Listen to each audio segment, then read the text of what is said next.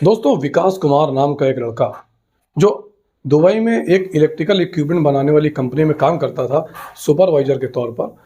ये जो लड़का है इस ये अचानक अपने घर आता है और इसकी जो पत्नी होती है वो कमरे में नहीं मिलती। ये अगल-बगल ढूँढता है तब भी नहीं मिलती। जो आस-पास के वहाँ लोग रहते हैं उनसे पता करने की जब कोशिश करता है तो वो लोग बताते हैं कि तुम्हारी जो पत्नी थी, एक लंबी सी कार आई थी और दुबई के कोई बहुत बड़े शेख आए थे, उनके साथ बैठकर चली गई है।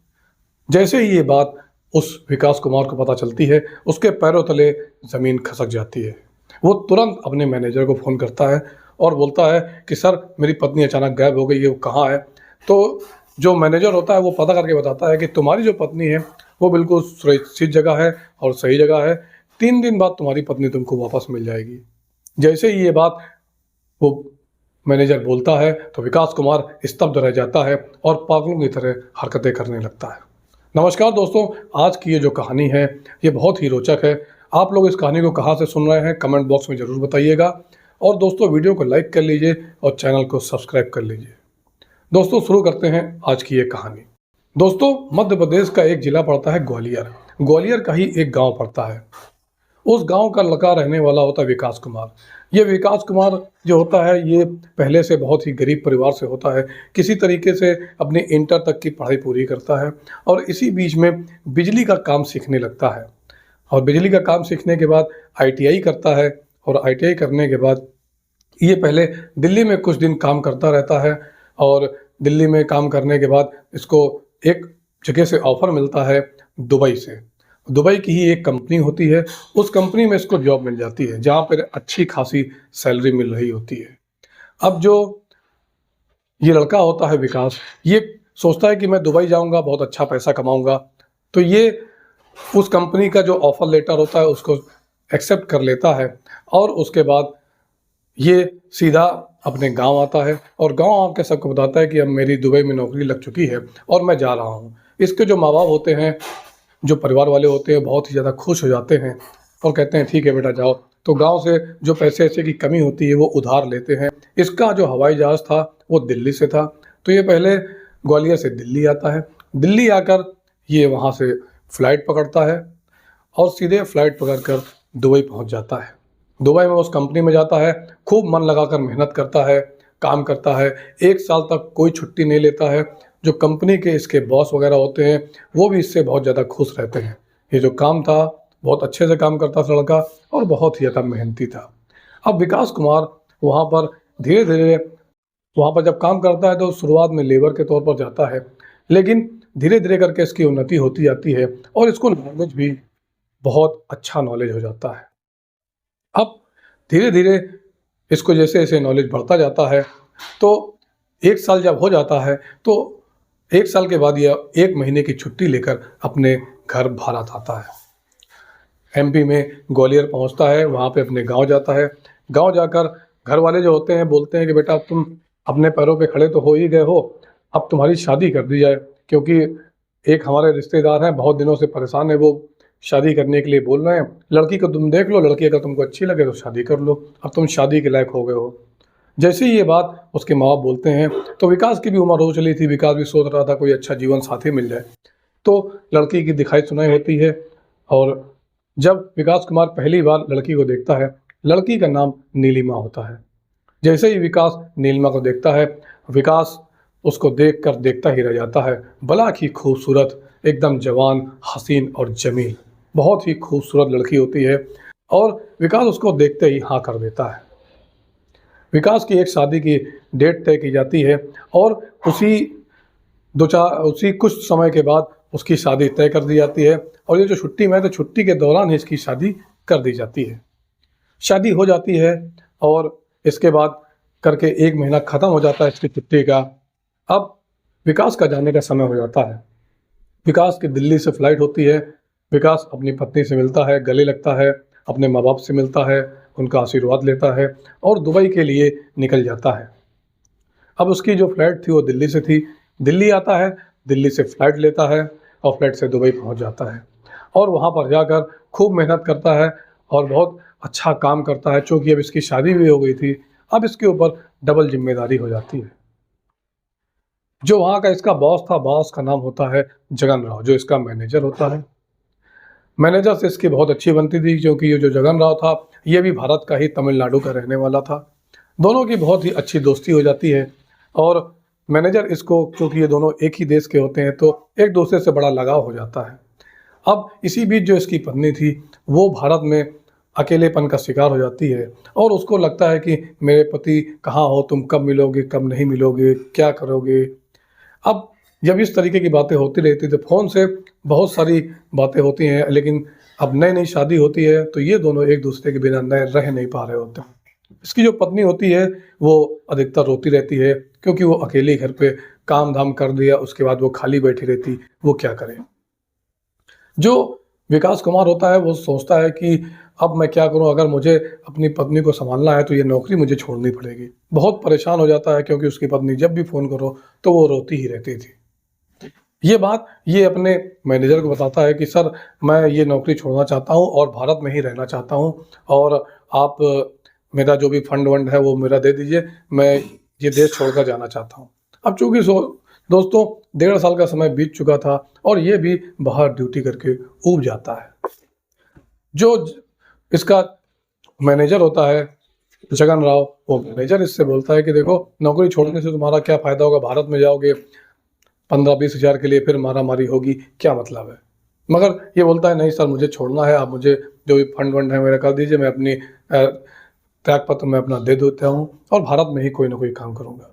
तो जगन राव पूछता है कि यार बताओ, आखिर बात क्या है, किस वजह से जाना चाहते हो? तो जो जगन राव उसको बताता है विकास कुमार कि देखो सर, ऐसा है कि मेरी जो पत्नी है वो बहुत ज़्यादा रोती रहती है, बहुत ज़्यादा परेशान रहती है और मैं गाँव का आदमी हूँ और मुझे भी अब यहाँ नहीं अच्छा लगता है। मेरा वहाँ पे पत्नी और परिवार सब कुछ है, इसलिए मैं वहाँ जाना चाहता हूँ। तो जगन राव जो होता है वो बोलता है कि देखो विकास, एक काम कर सकते हो, तुम अभी यहाँ पर सुपरवाइज़र के पद पर हो, लेकिन अगर तुम अपनी पत्नी को अभी यहाँ पर लेके आओगे, तो यहाँ पर अलाउ नहीं है, क्योंकि यहाँ की जो पॉलिसी है, तो उस पॉलिसी के हिसाब से तुम फिट नहीं बैठते हो। तो तुम अपनी पत्नी को अगर यहाँ लाना भी चाहो तो नहीं ला सकते हो और नौकरी छोड़कर अगर वहाँ जाओगे, तो वहाँ पर तुम्हारी ज़िंदगी झंड हो जाएगी।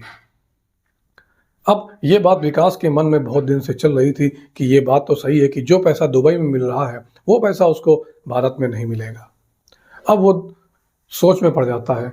तो जगन राव बोलता है कि तुम एक काम करो, मैं यहाँ से तुम्हारा एक फर्जी सर्टिफिकेट बनवा दूंगा और अपने बॉस से बात करता हूँ, तुम रुको, मुझे 1-2 दिन का समय दो।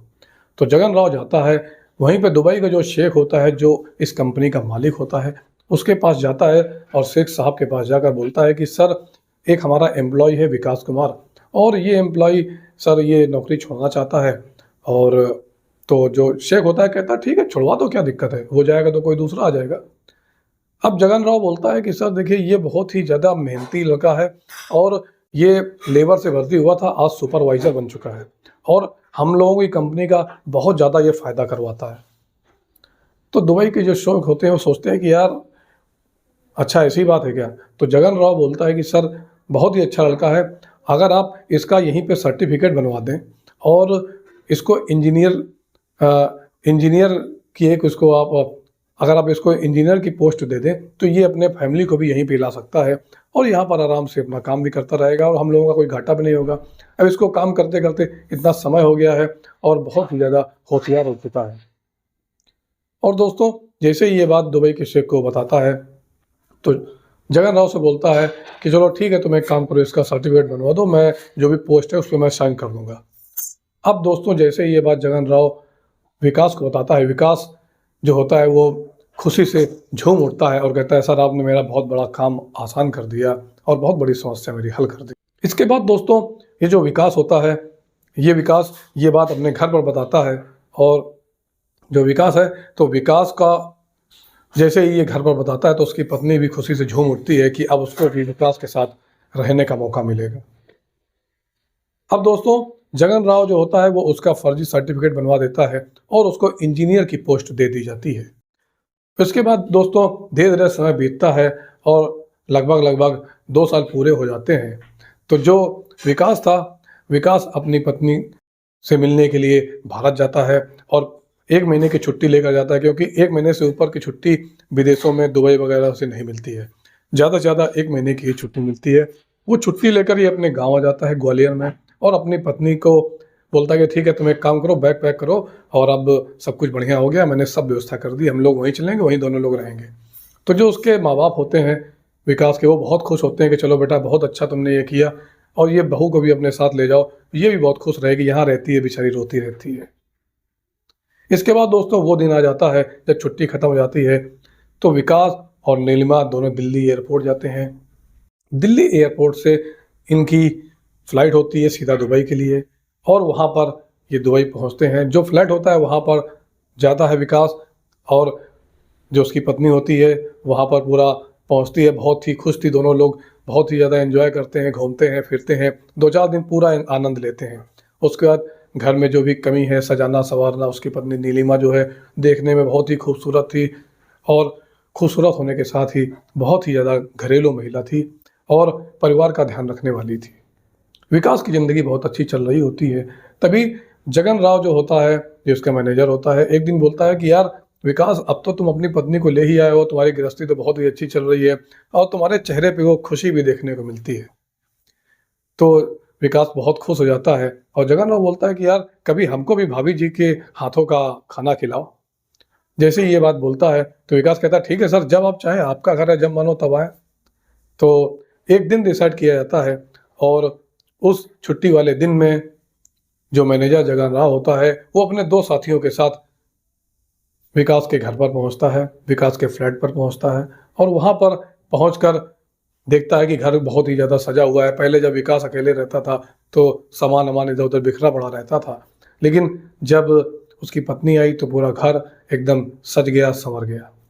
तो जो विकास की पत्नी होती है वो खाना बना रही होती है और विकास ला-ला के खाना परोसता है और मैनेजर उसके जो 2 साथी होते हैं उनको खाना ला के परोसता है, खाना खिलाता है। खाना-पीना खाने के बाद जो मैनेजर जगन राव होता है, वो कहता है यार भाभी जी से मिलवाओ तो, इतना अच्छा खाना बनाया है। अरे हम भी तो देखें जो इतना अच्छा खाना बनाती हैं, वो देखने में कैसी हैं? जैसे ही ये बात जगन राव बोलता है, तो विकास अपनी पत्नी नीलिमा को आवाज़ देता है और नीलिमा साड़ी में जगन राव के सामने आ जाती है। जैसे ही जगन राव नीलिमा को देखता है, वो नीलिमा को देखकर देखता ही रह जाता है। उसका दिमाग ठनकने लगता है और उसके मन में बात आती है कि इतनी खूबसूरत लड़की, इतनी बला की खूबसूरत लड़की, ये इस विकास को कैसे मिल गई? बहुत ही लंबी, चौड़ी, खूबसूरत, जवान, हसीन लड़की। अब यहाँ पर जो मैनेजर होता है उसका दिमाग ठनक जाता है और कहता है कि नीलिमा भाभी आप बहुत ही अच्छा खाना बनाती हैं और उसके साथ ही आप बहुत ही ज़्यादा खूबसूरत भी हैं। अच्छा भाभी जी चलता हूँ, फिर आऊँगा। इतना बोलता है और विकास के साथ जाने लगता है और विकास भी उन लोगों को विदा कर देता है। विदा करने के बाद दोनों लोग बातें करते हैं कि देखो कितने अच्छे हमारे मैनेजर साहब हैं, देखो घर आए, मिले-जुले सब। इस तरीके की नीलिमा और विकास की बातें होती हैं। फिर धीरे-धीरे दोस्तों कहानी आगे बढ़ती है और विकास फिर ड्यूटी जाना शुरू कर देता है। लेकिन जो जगन राव था, इसके दिमाग से नीलिमा की तस्वीर हट नहीं रही थी। वो बला की खूबसूरत औरत को देखकर वो पागल और दीवाना हो जाता है और ऐसे ही एक बार उसकी मीटिंग चल रही थी। वो जो इस कंपनी के मालिक होते हैं शेख साहब के साथ ऐसे ही बातचीत चल रही थी। तो ऐसे ही शेख साहब से बातचीत करने लगा जगन राव और बोलता है कि जगन राव बोलता है कि शेख साहब जो हमारा विकास है वो अपनी फैमिली को भी ले आया है, अपनी पत्नी को ले आया है और बहुत ही अच्छा लड़का है। उसकी पत्नी बहुत ही अच्छा सर खाना बनाती है और जितना ही अच्छा खाना बनाती है उससे कहीं ज़्यादा वो खूबसूरत भी है। जैसे ही खूबसूरत की बात जगन राव बोलता है तो जो उसका शेख साहब होता है वो बोलता है चलो अच्छी बात है, खाना अच्छा बनाती है, खूबसूरत है, बहुत ही अच्छी बात है। अगर इतना ही अच्छा खाना है तो एक बार हम भी खाने आएंगे और उसकी पत्नी को भी देखेंगे। जैसे ही जगन राव से ये बात शेख बोलता है तो जगन राव खुशी से फूला नहीं समाता है और सोचता है यार इसी बहाने मुझे फिर से उसकी पत्नी को एक बार देखने का मौका मिल जाएगा। और ये तुरंत फ़ोन लगा देता है विकास को और बोलता है कि यार तुम्हारे लिए एक बहुत ही ज़्यादा खुशी की बात है। तो विकास बोलता है सर क्या बात है? वो बोलता है देखो तुम्हारे साथ जो मैंने उस दिन खाना खाया था, मैंने सर के सामने तारीफ़ की तो जो शेख साहब हैं, जो हमारी कंपनी के बॉस हैं, मालिक हैं, वो भी तुम्हारे घर पर आकर खाना खाना चाहते हैं। इतने में जैसे ही ये बात वो सुनता है तो उसके दिमाग ठनक जाता है और कहता है, सर अभी तो आप आए थे, अभी सर आ जाए बहुत अच्छी बात है, लेकिन थोड़ा-सा मेरा बजट की प्रॉब्लम चल रही है। और तो जैसे ही ये बात बोलता है, तो जो मैनेजर होता है बोलता है कि तुम्हें इसकी टेंशन लेने की कोई ज़रूरत नहीं है। शेख साहब है, वो तुमको इतना कुछ देकर जाएँगे कि तुम्हारा जो खर्चा-वर्चा क्या उससे कई गुना ज़्यादा तुम्हारा निकल जाएगा। क्योंकि ये बहुत ही बड़े शेख हैं, अगर तुम्हारे घर में खाना खाएँगे तो खाली हाथ थोड़ी ना आएँगे। जैसे ही ये बात बोलता है तो विकास भी कहता है, हाँ ठीक है सर, बुला लीजिए, कोई दिक्कत नहीं है। अब एक दिन डिसाइड किया जाता है और शेख साहब और मैनेजर दोनों लोग इनके घर पर आ जाते हैं। और जो विकास की पत्नी होती है वो खाना बना रही थी और विकास जो होता है वो खाना परोस रहा था। और जैसे ही खाना परोस रहा था तो इतने में जो शेख साहब होते हैं, जब पूरा खाना पीना खा लेते हैं, खाना पीना खाने के बाद शेख साहब कहते हैं कि खाना तो बहुत लज़ीज़ था, माशाअल्लाह, सुभान अल्लाह, बहुत ही लज़ीज़ खाना था, ऐसा खाना तो हमने आज तक नहीं खाया। और विकास से बोलते हैं कि अपनी पत्नी से भी तो मिलवाओ, जो इतना अच्छा खाना बनाया है, कम से कम उसको भी तो देखें कि वो कैसी है। तो इतने में वो नीलिमा को आवाज़ देता है, नीलिमा आती है और जैसे ही शेख नीलिमा को देखता है, वो शेख पागल हो जाता है। शेख की आँखों में नीलिमा समा जाती है और बोलता है, माशाअल्लाह, सुभान अल्लाह, क्या खुदा की मूरत है, क्या खूबसूरत लड़की हो तुम। ऐसे ही वो शब्द जब बोलता है तो जो विकास होता है उसका दिमाग कुछ ठनक जाता है और सोचता है कि यार ये क्या चक्कर चल रहा है, इतनी ज़्यादा तारीफ, खाने की कम तारीफ, मेरी पत्नी की ज़्यादा तारीफ। विकास का दिमाग ठनक जाता है। खैर उसके बाद खाना पीना खाकर शेख साहब वहाँ से चले जाते हैं और उसके बाद जब 1-2 हफ्ते 3 हफ्ते बीत जाते हैं तो फिर अचानक विकास की जो ड्यूटी थी वो बहुत दूर लगती है। जहाँ पर वो ड्यूटी करता था 3 घंटे 4 घंटे दूर ड्यूटी दे दी जाती है, अधिकतर उसकी ड्यूटी दूर दे दी जाती है। अब विकास जो था वो तो अपने काम को पूरी मेहनत और लगन से कर रहा था, लेकिन विकास सोच रहा था कि ये अचानक ऐसा क्या हो गया कि मुझे इतनी दूर बार-बार ड्यूटी दी जा रही है। तभी एक दिन विकास को बहुत दूर ड्यूटी दी जाती है, लगभग 3 घंटे की दूरी दी जाती है और वो वहाँ पर ड्यूटी करने चला जाता है। इतने में विकास के फ्लैट में एक बड़ी-सी कार आकर रुकती है। वो कार किसी और की नहीं, एक बहुत बड़े शेख की थी और वो कार से शेख साहब निकलते हैं और विकास के फ्लैट में पहुंचते हैं और विकास की पत्नी वहां पर होती है। और जैसे ही पत्नी विकास के बॉस को यानी कि शेख साहब को देखती है तो नमस्कार करती है और अंदर बुलाती है और बैठालती है।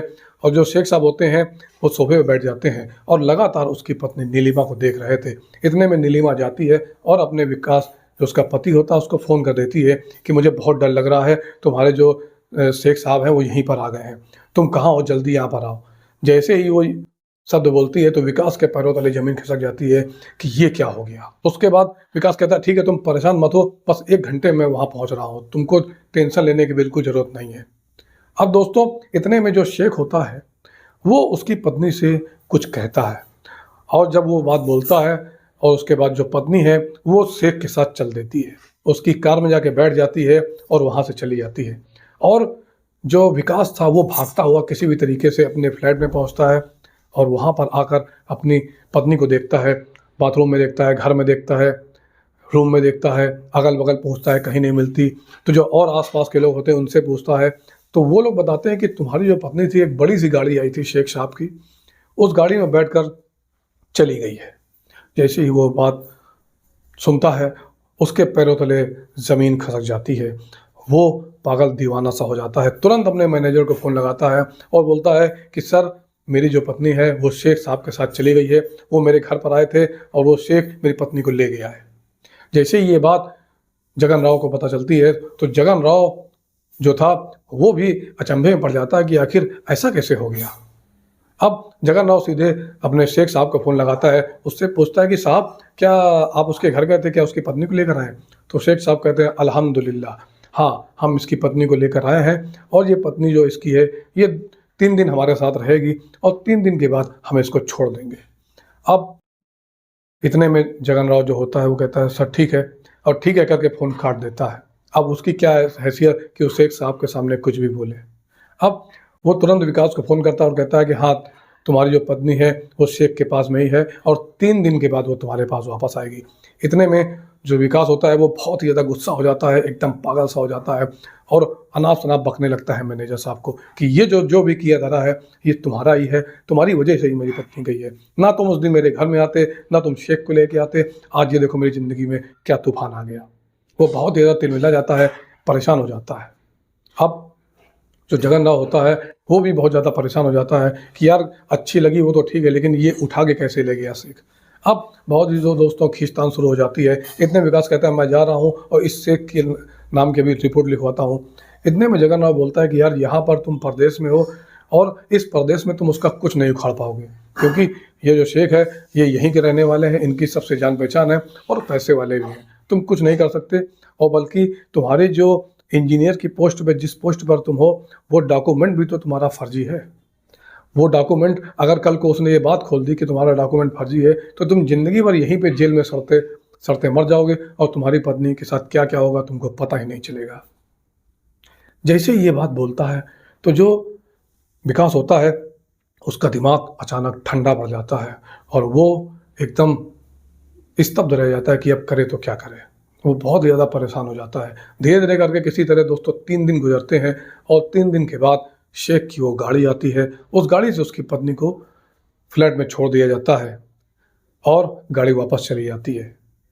जैसे ही पत्नी वहाँ पर आती है तो ये जो विकास था, विकास उसको देखता है, उसको देखते ही रोने लगता है और उसको अपने गले लगा लेता है। उसकी जो पत्नी थी वो भी बहुत ही ज़्यादा एकदम परेशान और बहुत ही ज़्यादा दुखी दिख रही थी। बहुत रोते हैं, दोनों एक दूसरे को गले लगाते हैं, रोना शुरू करते हैं और 1 घंटे तक रोते रहते हैं। उसके बाद जो पत्नी थी उससे पूछता है वो कि यार क्या हुआ, क्या अचानक क्या बात क्या हुई थी? उस दिन शेख ने तुमसे ऐसा क्या कह दिया था जो तुम उसके साथ चली गई? तो वो बोलती है कि उन्होंने तुमको जान से मारने की धमकी दी थी और बोलता था कि अगर तुम मेरे साथ नहीं चली तो मैं तुम्हारे पति को जान से मरवा दूंगा। ये हमारा इलाका है, ये इस्लाम का एरिया है और इस्लाम में जो चाहे वो करते हैं। और हाँ, यहाँ पर लौंडी बनाने का भी कॉन्सेप्ट है। हमारे कुरान में भी साफ साफ लिखा है कि लौंडी बना सकते हो, किसी भी दूसरे धर्म की औरत को गुलाम बना सकते हो। और जैसे ये बात बोलता है तो मुझे लगा कि ऐसा ना हो कि तुम्हारे साथ कोई हादसा हो जाए, तुमको मरवा ना दे शेख, इस वजह से मैं उसके साथ चली गई।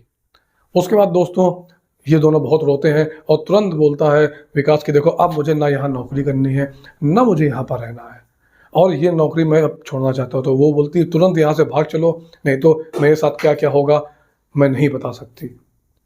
इतनी दरिंदगी की उसने उस 3 दिनों में मेरे साथ संबंध बनाया, मुझे उसने कपड़े तक नहीं पहनने दिए। 3 दिन उसने मेरे साथ लगातार नाजायज़ संबंध बनाए, मुझे मारा पीटा भी। लेकिन मैं क्या करती, तुमको कुछ ना हो जाए इस वजह से मैंने भी कोई विरोध नहीं किया। मेरे पास कोई रास्ता नहीं, बस जितनी जल्दी हो सके हमको भारत वापस जाना है। अब दोस्तों विकास तुरंत अपने मैनेजर को फ़ोन करता है और बोलता है कि मुझे मेरा जो भी फंड है, जो भी बीमा है, जो भी है सब कुछ मुझे वापस दो, मुझे ये नौकरी नहीं करनी है, मुझे अपने इंडिया भारत वापस जाना है। अब जो विकास होता है जब ये बात बोलता है तो मैनेजर कहता है कि देखो यार इतना आसान नहीं है यहाँ से जाना, तुम्हारा पासपोर्ट और तुम्हारी बीवी का पासपोर्ट ये सब तो हमारे ऑफिस में जमा है, ये सब शेख के पास है। इतने में विकास कहता है देखो मुझे कुछ नहीं सुनना है, जो भी बात है मुझे कोई बात नहीं सुननी है, तुमने जो भी ये रहता फैलाया समेटोगे भी तुम ही। ये जो मैनेजर होता है इस मुद्दे पर ये साथ देता है क्योंकि ये जगन राव जो होता है ये हिंदू होता है और भारत का होता है और दोनों हिंदू एक हो जाते हैं और इसके दुख और दर्द को समझता है और ये कहता है कि ठीक है तुम परेशान मत हो, अगर मेरी वजह से तुम्हारी ज़िंदगी बर्बाद हुई है तो मैं ही बचाऊंगा। और दोस्तों कुछ दिनों के बाद जो शेख साहब होते हैं उनकी गाड़ी फिर से आती है और फिर से अब इस लड़की को जाना होता है वहाँ से और ये लड़की को शेख साहब फिर से ले जाते हैं। 3 दिन के लिए फिर से शेख ले जाता है और फिर इसको दबा के तबीयत से रौंदता है और खूब दरिंदगी करता है, बर्बादा करता है। उसके बाद 3 दिन के बाद इसकी बीवी फिर वापस आती है। लेकिन दोस्तों अब इन दोनों की ज़िंदगी में इतना बड़ा पहाड़ टूट पड़ा था। विकास जो था वो कुछ करने की हालत में नहीं था, वो कुछ नहीं कर पा रहा था, परदेश में वो क्या करता। लेकिन इसी बीच जो जगन राव था वो कहता है कि ठीक है मैं तुम्हारा जो पासपोर्ट है, तो पत्नी का पासपोर्ट है, वो तुरंत ला के मैं तुमको किसी भी तरीके से ऑफिस से ला के मैं तुमको दूंगा, भले ही मेरी नौकरी क्यों ना चली जाए, मैं भले ही अपने देश क्यों ना चला जाऊँ। अब दोस्तों जगन राव जो होता है वो इसके पासपोर्ट को लेकर आता है और इसकी पति पत्नी दोनों को दे देता है और रातों रात ये लोग फ्लाइट बुक करते हैं। जो भी फंड वंड जो भी पैसा होता है वो सब पैसा किसी तरीके से ये इसका रिलीज़ करवा देता है। ये बात शेख को पता नहीं थी और जो इसका जगन्नाथ होता है पूरा साथ देता है। और दोस्तों रातों रात ये लोग फ्लाइट पकड़ते हैं और भारत आ जाते हैं। भारत आने के बाद यहाँ पर जो एमपी में पहुँचते हैं, अपने गांव पहुँचते हैं और पुलिस स्टेशन में एफआईआर दर्ज करवाते हैं। अब दोस्तों जब इस देश में रहकर देश के वालों को ही इंसाफ नहीं मिल पाता है, वर्षों तक कोर्ट में केस चलता है। अब ये तो फॉरेन मिनिस्ट्री का मामला फंस जाता है। वो जो एप्लीकेशन थी वो घूमती रहती है। पहले तो इसकी एफआईआर ही नहीं लिखी जा रही थी, लेकिन किसी तरीके से नेता वेता से जुगाड़ लगा के ये एफआईआर लिखवाई जाती है और दुबई के शेख के खिलाफ। और फिर फॉरेन मिनिस्ट्री से भारत का जो दूतावास होता है वहाँ से संपर्क किया जाता है। लेकिन दोस्तों इंसाफ मिलना तो बहुत दूर की बात है। अब एफआईआर दर्ज हुई है, अब आगे इसमें जो भी कार्रवाई है, फिलहाल तो ये सब ऐसे ही घूम रहा है और इस देश का कानून अलग है, दुबई का कानून अलग है। दोस्तों इसके बाद ये जो एप्लीकेशन है ये घूम रही है और एफआईआर दर्ज हो चुकी है। अब फिलहाल अभी विकास को इंसाफ नहीं मिला है। देखते हैं आने वाले समय में विकास को इंसाफ मिलेगा कि नहीं मिलेगा। अब दोस्तों इस मामले में आपकी क्या राय है कमेंट बॉक्स में ज़रूर दीजिएगा और विकास की क्या गलती थी और इसमें पूरे मामले में किसकी गलती थी ये भी बताइएगा। और आप लोग इस वीडियो को कहाँ से देख रहे हैं और किस जगह से, किस ज़िले से देख रहे हैं वो भी बताइएगा और अपनी राय आप कमेंट बॉक्स में सारी राय दे सकते हैं। दोस्तों वीडियो को लाइक कीजिए और चैनल को सब्सक्राइब कीजिए। इस तरह की सच्ची घटनाएं और सच्ची कहानियां मैं अपने चैनल पर लेकर आता रहता हूं। नमस्कार दोस्तों, धन्यवाद।